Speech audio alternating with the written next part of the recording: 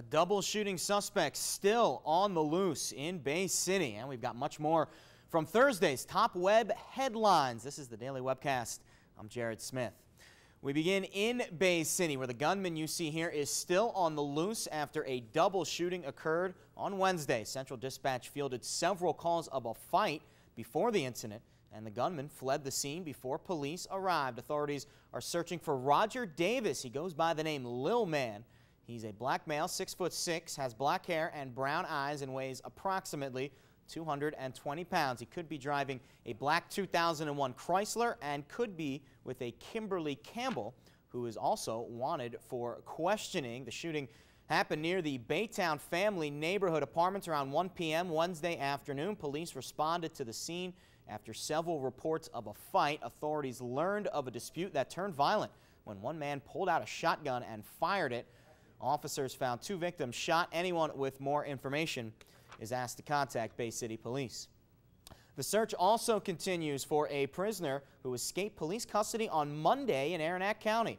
Authorities say that search has now turned its focus into Roscommon County. Police say Everett Robinson disarmed a deputy while being transported from Standish for a home invasion hearing. On Monday afternoon, he reportedly grabbed a gun and got control of the squad car. Robinson is described as 5 feet 10 inches tall and weighs approximately 220 pounds.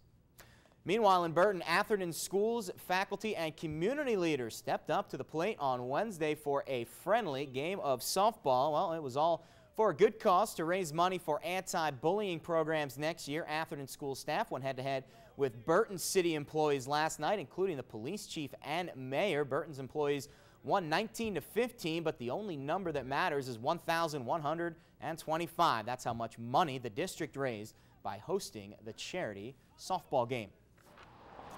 Meanwhile, in Fenton, a Genesee County drive-in has put an offer on the table to buy a long-vacant old movie theater that sits along US 23.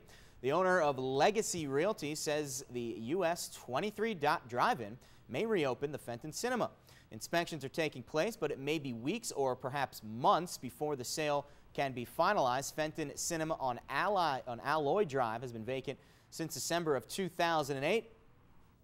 Good news for drivers in Bay City. You won't be seeing this scene in your daily commute. The Independence Bridge is now back open to traffic Wednesday after a nearly 3-week shutdown. The city-operated drawbridge was stuck in an open position since May 3rd after it failed an electrical test. The bridge is used by an estimated 25,000 drivers daily. In other news, a downtown Saginaw landmark, the Plaza Hotel, will soon be a distant memory. The Saginaw County Land Bank says the hotel will be demolished in July. Once the rubble is cleared, the site will become a parking lot for the Dow Event Center. Recently, the hotel has fallen into disrepair and was even looted several times. And if you tuned into our morning show earlier today, you might have heard the sweet sounds of summer coming through your TV screen. The summer concert series kicked off this morning, and we were happy to welcome the band Kalkaska onto the show. They performed for us at the Flint Local 432, and you can see them here rocking out for us every other Thursday. NBC 25 will feature a new local band complete with live performances and interviews. We'll also be posting the performances on our YouTube page, and we'll use some clever hashtags to help promote the series, so stay tuned here on mynbcnews.com in 2 weeks for our next summer concert series performance. In sports, the Great Lakes Loons began a homestand last night, and they hosted the Bowling Green Hot Rods. To Dow Diamond we go, bottom of the first. 1-0 Hot Rods. James Baldwin lays down a bunt, and it's a beauty. Should have been gunned out at first, but the throw was off the mark. Baldwin takes advantage. He's on his horse all the way into third base. Later, it's Joe Winkler who brings Baldwin home with a ground ball up the middle, and we are tied at 1. Good news for Loons fans. They go on to win 6-5. Over to prep lacrosse. The girls' high school LAX playoffs are underway, and one of the 2 area matchups featured Flushing and Powers Catholic. Powers built on their lead in the first half, but the Raiders wouldn't go away quietly. Tori Lockhart from behind the cage. She makes a move and puts it in. Raiders, though, still trailing by 3. This matchup, though, was all Chargers. Off the restart, there's Darby Barkman. She finds the back of the net. It increases the lead for Powers. Then Madison Saborin attacks and flips one back to Libby Goyette. That's another score right about there. And Powers cruises with a 21-7 win over Flushing. That's not a football score, folks. That's women's lacrosse, which is becoming more and more popular by the day. Our girls believe and they want it bad. Our seniors want that ring on their finger. We look good on the boys in the state finals for the football, and we're ready to go for it ourselves.